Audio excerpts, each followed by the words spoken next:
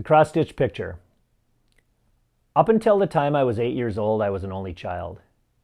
Now, I can still remember when Mom came to me and told me she was going to be having another baby. Now, she knew that me being the only child, this was going to be rough on me. So she decided that she would spend the months prior to the baby coming as quality time. Now, my dad was a businessman, and he had meetings probably 3 nights a week. So he wasn't home a lot, so it was just Mom and I. And so every night, I would sit on the couch next to her, and she would sing to me, "You are my sunshine, my only sunshine. You make me happy when skies are gray. You'll never know, dear, how much I love you, so please don't take my sunshine away." Now, that song was bittersweet to me. It was so comforting, and it made me feel good. But it was also sad because the last line, "Please don't take my sunshine away." And, well, Mom was my sunshine, and I sure didn't want her taken away, and I know I was her sunshine, and I didn't want to be taken away. While I was sitting next to her, she also made a cross-stitch picture. Now, it was a little brown-haired boy, and the brown hair looked like the hair that I had before it started to go gray. And it also had a little puppy dog that looked like the dog that we had at that time. On the bottom of this picture, it had a poem about boys being computer facts of their heroes and torn jeans and runny noses. Kind of reminded me of the old saying, "Snips and snails and puppy dog tails, this is what little boys are made of." I always thought that was kind of a jip because girls got to be sugar and spice and everything nice, but nonetheless, it meant a lot to me. I was 10 pounds, 7 ounces when I was born. I mean, that's like a roast. And it was really hard delivery for my mother. And so they knew that, they didn't want to have that happen again. And so when the next baby was coming due, they said, we're going to induce labor so that you don't have such a large baby. Now, as I said before, my dad was a salesman. And so he actually talked the doctor into doing the delivery on a Saturday so he didn't miss any work. You imagine trying to do that nowadays?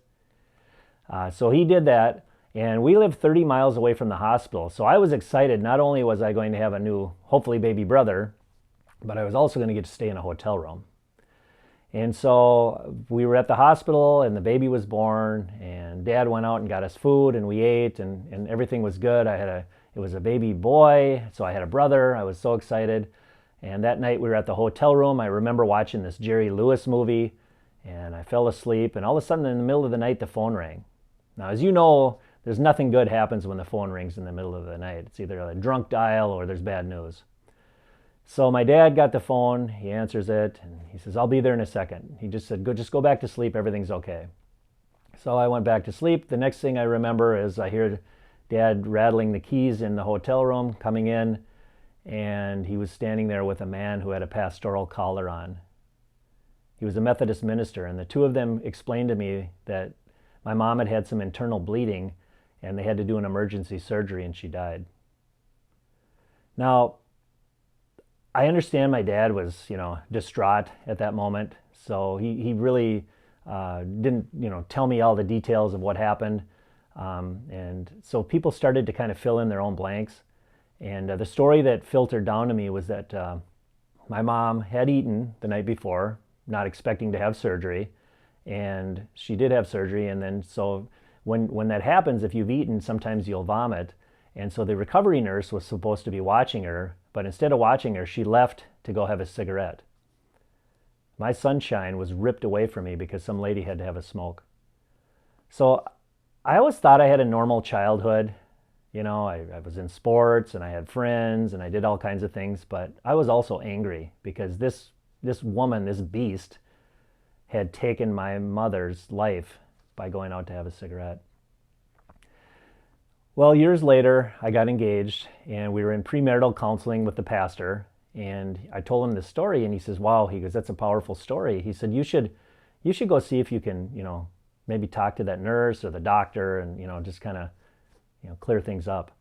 So I got my dad's permission. He signed some forms, and we went up there, and I remember going in, and there was a young female administrator. I showed her the signature and everything, and so she called to verify, and everything was good. So she went and got, this was pre-computers, so she basically went into the file cabinets, and she made copies, and then she brought them into the office. We were sitting in her office, and I was looking through, and I said, "Is this your this doctor? Is there any chance that I could talk to him? She says, well, he's retired and he's down in Florida. I said, oh, that's convenient. I said, but how about the nurse? I mean, that's the one I wanted to talk to anyways. And she says, well, she's retired too. And I thought, oh, are you kidding me? This is why I came here. And she says, but her husband, and she said his name, they still live in town. I said, oh, could you get me the address? And she said, sure. So she got up and I could hear her going out into the lobby again in the file cabinets. And her boss came over and goes, hey, what's going on? She says, well, I've got a former patient whose mother died and he wants to talk to her, and he said her name. And he says, I'll never forget what he said. You can't give him that. He might go kill her. Well, I'd never, thought I was even capable of doing something like that, but I did hate this person. So she came back in and she said, I'm sorry, it's against hospital policy. And she didn't know that I'd heard her. And I said, that's fine. I said, thank you so much for everything. And I grabbed all the files and I left. And I went straight down to the payphone down in the lobby of the hospital. And I wrote down the address and we headed over to this lady's house. Now, it was a hot summer day. And I can remember two things as I got out of the car. I could hear she had her screen door open. And I could hear the television blaring from her living room. And I could hear my heart, which got louder each step I took towards her house. It was like thump, thump, thump, thump. I walked up and I knocked on her door. And this elderly lady answers the door. She says, can I help you? And I says, hi, my mother was a patient of yours and I was wondering if we could talk. She said, oh, okay. And I'm sure that she probably would have been scared to talk to me if I hadn't been with my fiance. But she let us in. And she said, go ahead and have a seat on the couch. And I said, well, could you turn down the TV? It's kind of loud. Now, normally I'm not a rude person like that, but once again, I was angry at this woman. She said, sure.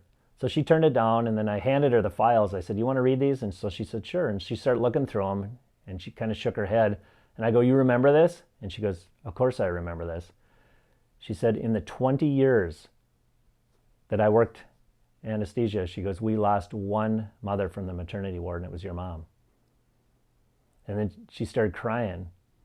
And I said, well, from what I hear, you messed up. She says, what do you mean? And I said, well, you left to have a cigarette and you came back and my mom was dead.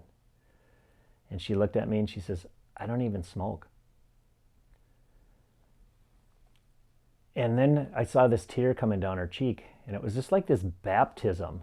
It was like this healing moment for me. And she said, we did everything we could. She said, and she started telling me exactly what happened. And it was so uplifting for me. And we talked some more and eventually I left.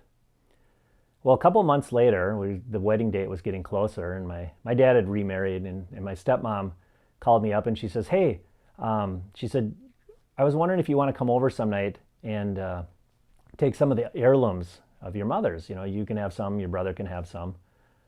And I said, oh, sure. And she said, how about next Tuesday? I said, okay, that works.